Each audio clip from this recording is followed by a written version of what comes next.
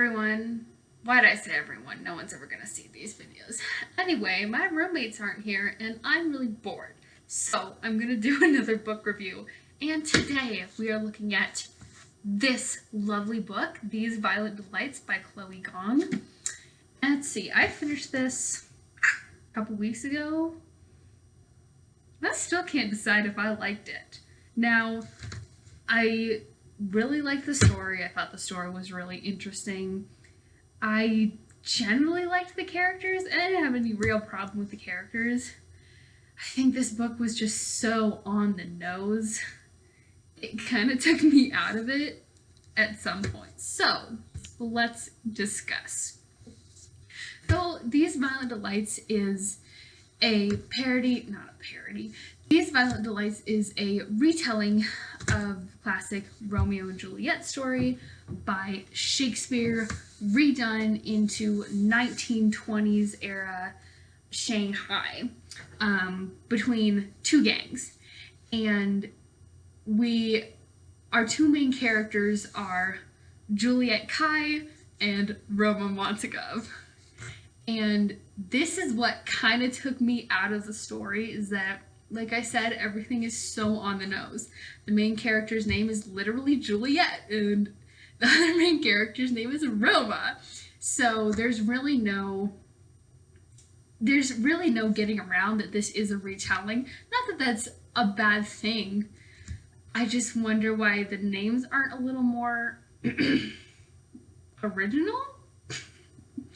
Not that I necessarily have any problem with this, it did take me out of it to keep seeing Juliet and Roma and all of the other, redoings of the names, or the alternate names. And I still don't know. Again, the story was good. The names just pulled me out of it. And of course, once you match up who everyone is in this story to the original Romeo and Juliet, it's very predictable. It's very easy to know who's gonna die, obviously, and kind of what's gonna happen. Now, this is the first book in a trilogy, so not everything happened in this book that I thought was going to, which was refreshing, I will say, but still a lot of predictable stuff happened, so it wasn't as enjoyable as it could have been. Now, obviously, going into this, I knew that it was a Romeo and Juliet retelling, so I knew that it was going to be predictable, but that it took away more than I thought it was going to for me. Now, I think that this book had the same problem that Serpent and Dove had. If people hadn't hyped it up so much, I personally feel that I would have liked it more. But since people were all over the internet saying, oh my gosh, this is an amazing book, you have to read it, it's like revolutionary, I did have higher hopes for it. Now, it was really super refreshing to see an Asian main character, an Asian main character that's, not in America, is in China, and just to have a different perspective, I guess I would say. So that I really did like. But the writing was a little weird in some places. I should have marked it in my book.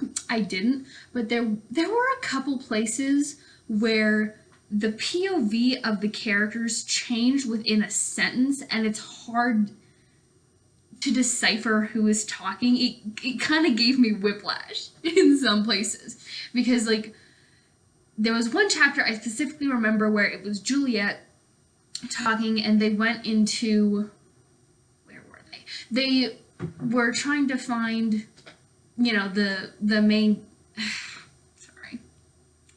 the main villain of this book is called the Larkspur, and they were trying to find him to stop this monster that is terrorizing Shanghai, and they had to go. I can't even remember what it was now, because I just got kind of bored reading it. But they found some people who worked with him, and they found the vaccine that he was giving everyone. and they had to steal it from him. So for one sentence, it was Juliet's point of view talking to this person, and then the next sentence, it was Roma's point of view trying to get the vial, and the next sentence, it was back to Juliet, and then the next sentence, it was Roma, and it went back and forth for a little bit, and it was very hard to follow. And again, just kind of took me out of it with how fast this point of view was changing.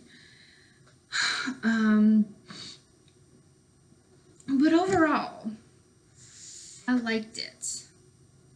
So we can get into the plot a little more. So like I said, this takes place in 1920s Shanghai, and there is, kind of a war going on between these two gangs, the Scarlet Gang, which is the Kais, and the White Flower Gang, which is the Montagues. And Juliet is with the Scarlets, Roma is with the White Flowers. And, this war has been going on for a long time. People have killed on each side, and no one really likes each other. And so the book starts when some, lesser members of these two groups,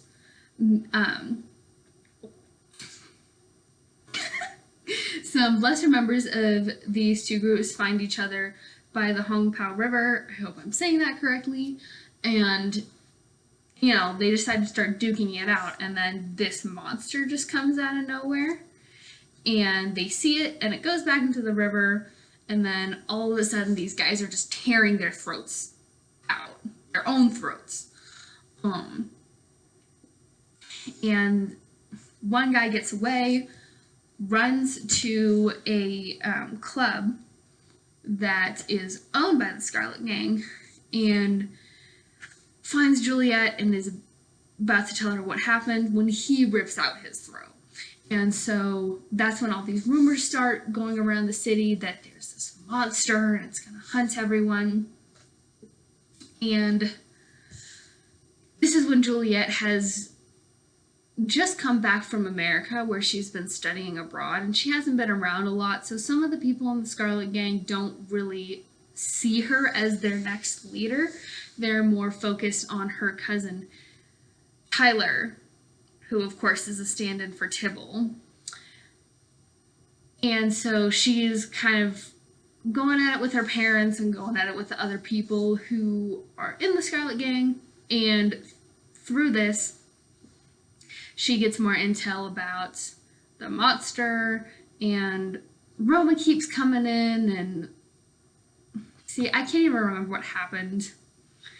There was just a lot of stuff that happened in this book, and it all felt like filler. Again, the story was good, but there was a lot of stuff that just felt like filler to me. Anyway, water.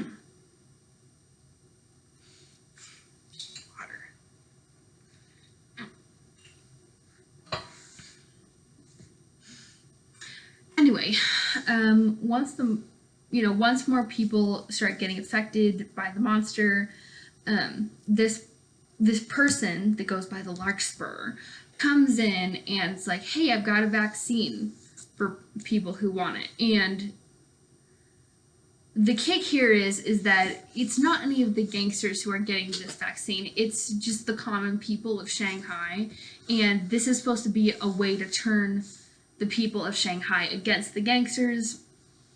They'll basically be a coup for the power.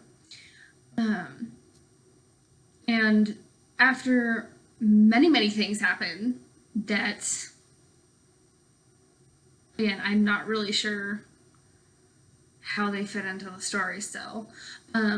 Roma and his friends Benedict and Marshall find out that there are these little bugs that get in people's heads, and this is what's causing them to rip out their throats. So they take these bugs to a doctor, Dr. Lawrence, who is studying the bugs and is trying to find out, where they came from, how it is that they're affecting their victims. And so Roma and Juliet start trading. Roma and Juliet start to trade facts and intel, and they decide that they're going to start working together to try to figure out what's happening so that more people don't die and the gangsters can kind of keep their power in the city.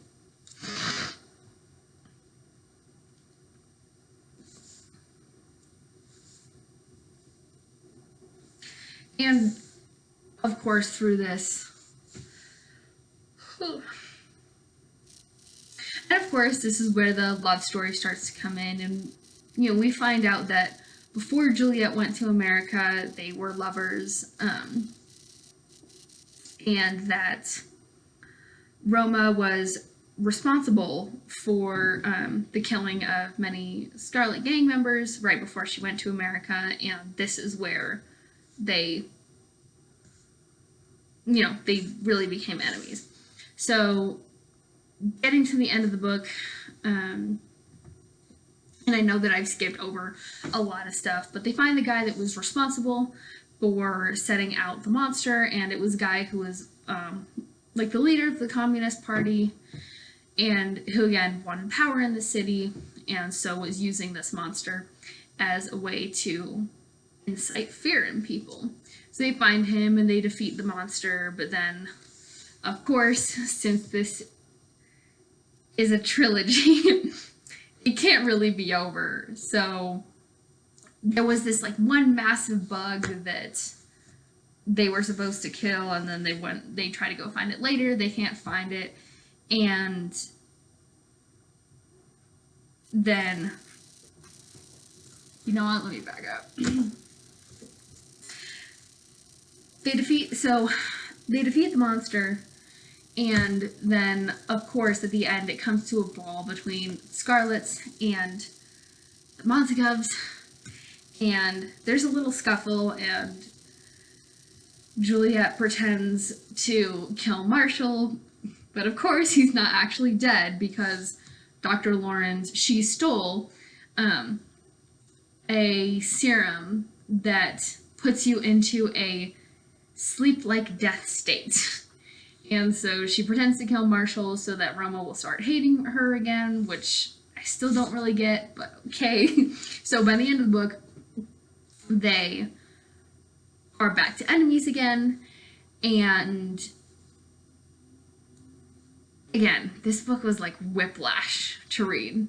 So lovers to enemies to lovers to enemies again by the end of the book. And we find out that when the monster was killed, there was this like gigantic bug that was like the heart and brain to it, and that they need to destroy it for this to really be over. But of course, because this is a trilogy, everything can't be wrapped up nicely at the end of the first book. So they find that the bug is gone, and then the book ends with screaming in the streets.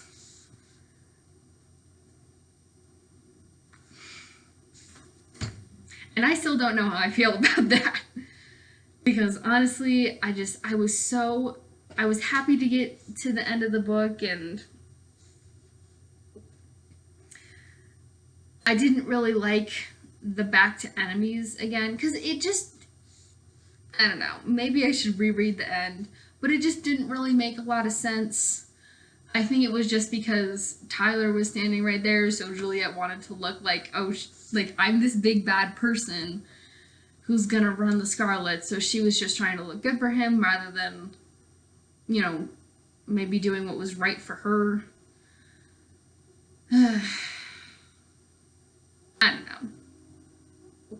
I really didn't like that it ended with screaming in the streets, because that makes me think that the next book is basically just going to be a rehash of what this one was.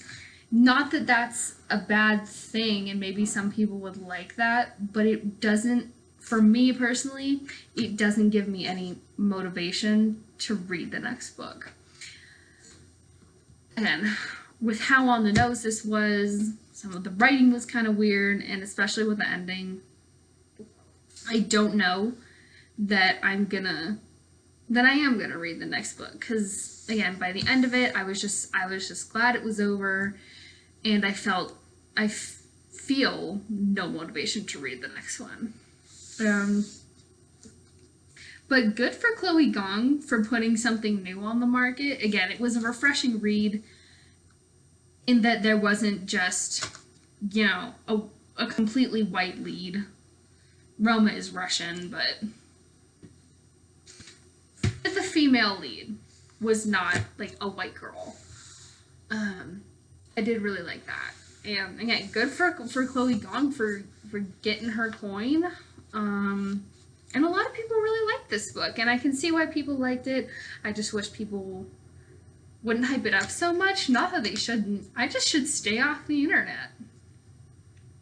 I should just stay off the internet. So, the next book is coming out a couple months, I think. And I believe it is called Our Violent Ends. So, I have a huge pile of books that I still need to read, so I'll see if I get to it, but I'm just not sure. So anyway, that was my thoughts on these Violent Delights. By the way, I love this cover. This cover is freaking gorgeous. But those were my thoughts. Let me know if you liked it, or if you didn't like it, or tell me anything. I don't really care. But I'll see y'all next time.